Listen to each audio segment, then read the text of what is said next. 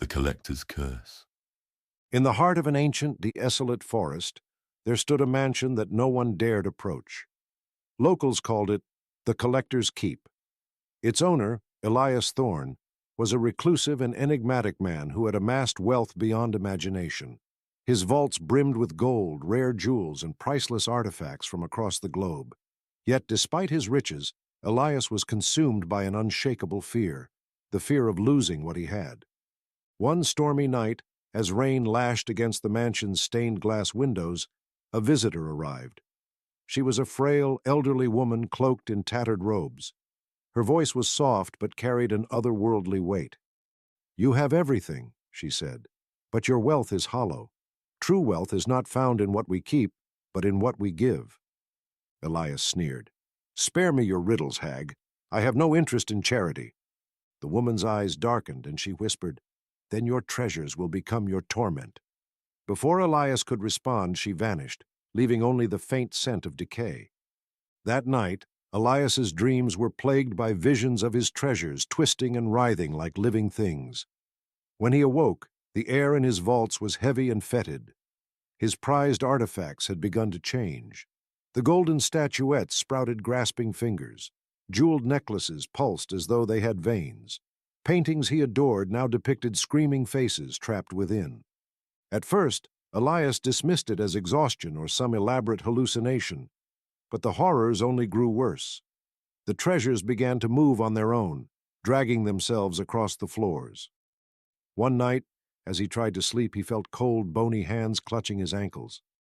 Looking down, he saw his gold coins spilling from their chests and pooling around his bed like quicksand, pulling him under. Desperate, Elias hired priests, exorcists, and scholars to rid him of the curse. None could help. One by one, they fled the mansion, muttering prayers and refusing to return. The more Elias clung to his wealth, the more it consumed him. His once grand estate began to decay, the treasure's vile influence spreading through the walls like a disease. The servants left, the gardens withered, and the mansion became a prison. Elias spent weeks locked in his study, poring over ancient texts and forbidden tomes, searching for a way to undo the curse. Finally, he found a passage in a crumbling, leather-bound grimoire. The curse of greed can only be undone by the gift of sacrifice. True wealth is measured by what one is willing to part with for the good of others. But Elias's greed was too deeply rooted. Instead of giving his treasures to those in need, he attempted to trick the curse. He placed his cursed artifacts in crates and had them delivered to distant lands, thinking he could rid himself of them without truly giving. For a time, the mansion seemed calmer. The artifacts were gone, and the air felt lighter. Elias even dared to believe he had outsmarted the curse.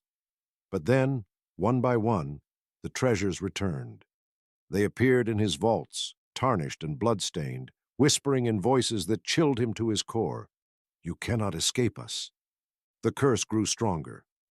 Now, Elias saw the faces of the people who had died in pursuit of wealth. Miners trapped in collapsed tunnels, sailors drowned while transporting his treasures, and craftsmen who had wasted their lives creating objects of beauty for unworthy hands. Their spectral forms followed him through the mansion, their wails piercing the silence. On the final night, Elias stood in his vault, surrounded by his cursed treasures. The walls oozed black ichor, and the air was thick with despair. The faces of the dead stared at him from every surface. "What do you want from me?" he screamed. A voice, ancient and cold, echoed through the chamber. "Give freely or lose everything!"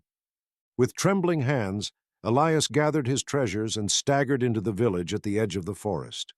He placed gold coins in the hands of beggars, delivered jewels to orphans, and donated his rarest artifacts to the church. As he gave away each piece, he felt the weight of the curse lift. But it was too late. By dawn, Elias had given everything, including the clothes on his back. Yet, as the first rays of sunlight touched his skin, he crumbled to dust. The villagers found his remains in the empty mansion, which now stood as a monument to his greed. Though Elias had broken the curse, it had demanded the ultimate price, his life.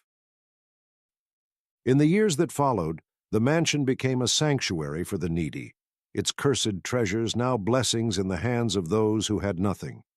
Yet, in the quietest hours of the night, some swore they could still hear Elias's anguished cries, echoing through the halls of the collector's keep.